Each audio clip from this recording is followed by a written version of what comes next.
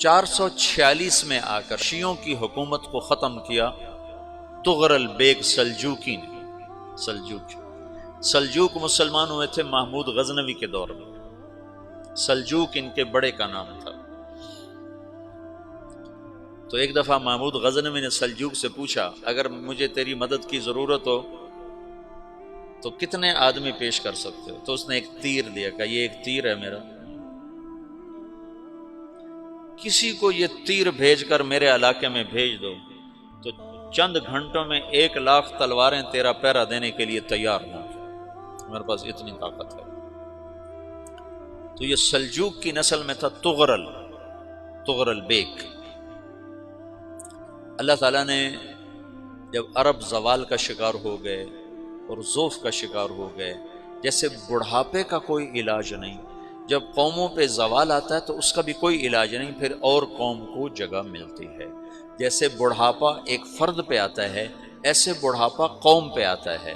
قوم کا بڑھاپا جوانی میں نہیں لوٹ سکتا، جیسے فرد کا بڑھاپا جوانی کی طرف نہیں لوٹ سکتا، قوم کا بڑھاپا جوانی کی طرف نہیں لوٹ سکتا، کوئی علاج نہیں، نئی نسل کا آنا ہی علاج ہے۔ تو عرب دھل چکے تھے، 600 سال بہت ہوتے ہیں حکومت کو، اپنی صفات گم کر چکے تھے، اب نئے خون کی ضرورت تھی۔ تغرل بیگ پہلا شخص تھا جس نے آ کر اہل سنت والجماعت کو استحکام بخشا، شیعوں کی حکومت کو ختم کیا، بغداد سے، شام سے، ان سارے علاقوں سے۔ صلاح الدین ایوبی نے اسماعیلی شیعہ کی حکومت کو ختم کیا، مصر۔ العاضد ان کا آخری خلیفہ تھا۔ صلاح الدین ایوبی نور الدین زنگی رحمۃ اللہ علیہ کا پروردہ تھا، اس کا دوست تھا، اس کے دوست بھی تھا، بچہ بھی تھا اس کے سامنے، زیادہ لکھنے پڑھنے کا شوق تھا۔ پھر اللہ تعالیٰ نے اس سے کام لیا اور اس کو مصر کا گورنر بنا کے بھیجا، مصر کی مدد کے لیے بھیجا۔ تو وہاں اس نے صلاح الدین ایوبی نے وہاں ختم کیا، تغرل بیگ نے یہاں ختم کیا۔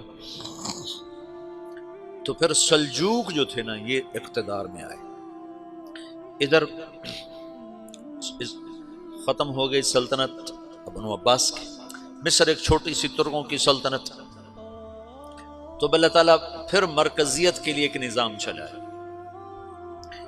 دو لشکر آپس میں لڑ رہے ہیں ایک میدان میں، ایک جنگلی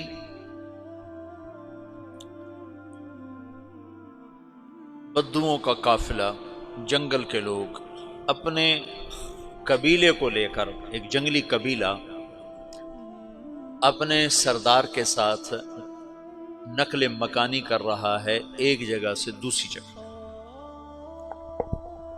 اللہ کا نظام کہ یہ لوگ چلتے چلتے چلتے اس وادی میں پہنچ گئے جہاں جنگ ہو رہی ہے، دو لشکر آپس میں لڑ رہے ہیں۔ جب یہ وہاں پہنچتے ہیں تو ایک لشکر کے قدم اکھڑ رہے ہیں اور دوسرا غالب آ رہا ہے۔ ان کو نہیں پتا شکست کھانے والے کون ہیں اور فتح پانے والے کون ہیں، ان کو نہیں پتا۔ اس جنگلی قبیلے کے سردار کا نام بھی تغرل ہے، تغرل۔ تو یہ سردار کہتا ہے جو شکست کھا رہے ہیں ان کی مدد کرو، کچھ پتہ نہیں کون ہے، کہتا جو شکست کھا رہے ہیں ان کی مدد کرو۔ تو 400 وحشی جنگلیوں نے فاتح لشکر کے پیچھے حملہ کر دیا۔ وہ تو ایک کافی ہوتا تھا، 400 دوڑ جب تلواریں پڑیں تو چند لمحوں میں نقشہ بدل گیا، بھاگنے والے جم گئے اور جمنے والے بھاگ پڑے۔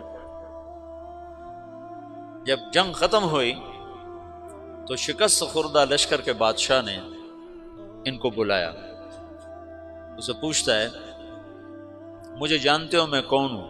کہا نہیں۔ کہا تو تم نے میری مدد کیوں کی؟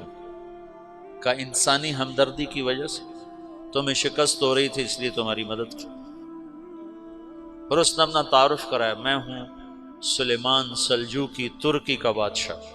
مسلمانوں کا لشکر تھا اور تاتاریوں سے شکست کھا رہا تھا، تاتاری فتح پا رہے تھے، مسلمان شکست کھا رہے تھے۔ تو وہ اللہ کی غیبی مدد بن کر آئے، تو وہ اس سے کہتا ہے میرے ساتھ رہنا پسند کرو گے؟ تم نے میرے اوپر احسان کیا ہے، میں اس کا بدلہ دینا چاہتا ہوں، میرے ساتھ رہنا پسند کرو گے؟ کہنے کا کر لوں گا۔ تو اس نے اس کو لے کر ترکی آیا، اور استنبول اس وقت روم کی حکومت میں تھا، اسے فتح کیا اس تغرل کے آگے چوتھے پانچویں پڑپوتے محمد فاتح نے۔ تو یہ استنبول ہے، یہ ترکی ہے، بیچ میں ایک چھوٹا سمندر ہے، یہاں ایک جاگیر ہے۔ تو سلطان سلیمان کہتا ہے یہ جاگیر تجھے وقف ہے، ادھر سے رومی مجھے تنگ کرتے ہیں حملے کر کر کے، تو میرا دفاع کرتے رہنا، یہ جاگیر تیری۔ اس جاگیر پہ اس نے اپنے قافلے کو آباد کر دیا، اپنے قبیلے کو، اور ایک چھوٹی سی حکومت بنا لی، جو ایک صوبہ سمجھو سلمان سلجوقی کا، وہ ایک چھوٹا سا صوبہ ہے۔ وہاں جب یہ رہ پڑا تو پھر یہ ایک شیخ کے بیت ہوتا ہے، وہاں شیخ طریقت ہے، ان کے یہ بیت ہونے جاتا ہے، وہ اس کو رات اپنے پاس ٹھہراتا ہے، تو ایک کمرے میں ان کو ان کا خادم ٹھہراتا ہے۔ یہ جب کمرے میں جاتا ہے تو سامنے دیوار میں تاکچے پر قرآن پڑا ہوا ہے، تو یہ تغرل بیگ کہتا ہے یہ کیا ہے، یہ کیا ہے؟ تو وہ خادم کہتا ہے یہ کتاب اللہ ہے، قرآن ہے۔ اچھا، وہ اس کو وہاں چھوڑ کے باہر چلا جاتا ہے۔ وہ دیہاتی آدمی، جنگل کا رہنے والا، پہلی دفعہ زندگی میں قرآن دیکھا، وہ کہتا ہے یہ قرآن ہے، اللہ کی کتاب ہے، میں اللہ کی کتاب کے سامنے سو جاؤں، کتنی بے ادبی ہے۔ تو اس نے ایسے قرآن اٹھایا اور سر پہ رکھ لیا اور کھڑا ہو گیا، ساری رات قرآن سر پہ رکھ کے کھڑا رہا۔ رات کے پچھلے پہر اس کو خواب آیا، کھڑے کھڑے اس نے دیکھا کہ اس کی پشت سے ایک چاند نکلا اور شیخ کی بیٹی کے سینے میں جا کے اتر گیا۔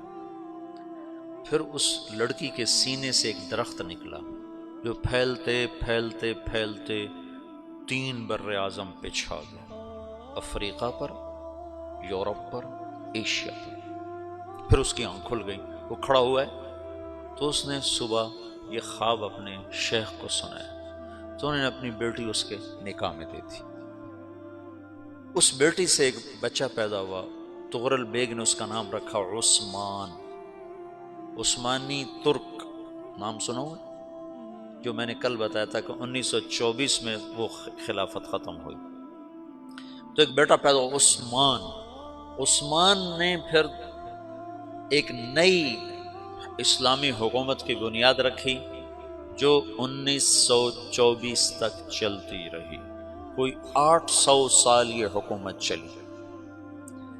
تو حکومت کا شیرازہ بکھرا، لیکن پھر جڑ جاتا تھا، پر وہ قرن اول والا جوڑ کبھی نہ پیدا ہوا، ٹکڑے بن گئے۔ ان ٹکڑوں میں اللہ لوگ پیدا کرتا رہا جو دعوت دیتے رہے، دعوت زندہ رہی۔ جو تربیت کا نظام تصوف کے ساتھ تھا، اب وہ تبلیغ کے ساتھ۔